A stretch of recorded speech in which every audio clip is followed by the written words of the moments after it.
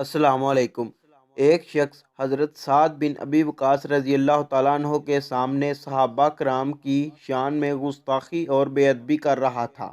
آپ رضی اللہ تعالیٰ عنہ نے فرمایا کہ تم اپنی اس خبیث حرکت سے باز رہو ورنہ میں تمہارے حق میں بد دعا کروں گا۔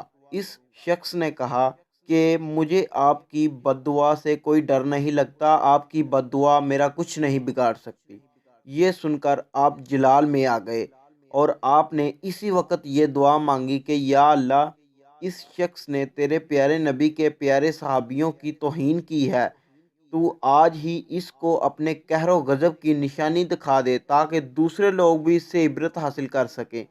اس دعا کے بعد جیسے ہی وہ شخص مسجد سے باہر نکلا تو بالکل ہی اچانک ایک پاگل اونٹ دوڑتا ہوا اس کی طرف آیا اور اس نے اپنے دانتوں سے اس کو بچھاڑ دیا اور اس کے پیٹ کو اپنے قدموں سے دبایا اور اس کی پسلیوں کی ہڈیاں چور چور ہو گئی اور وہ فوراً ہی مر گیا۔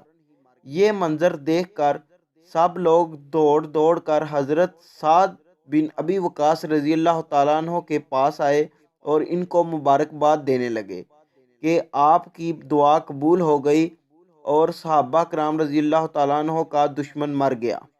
تو یہ بات سن کر وہ بہت خوش ہوئے۔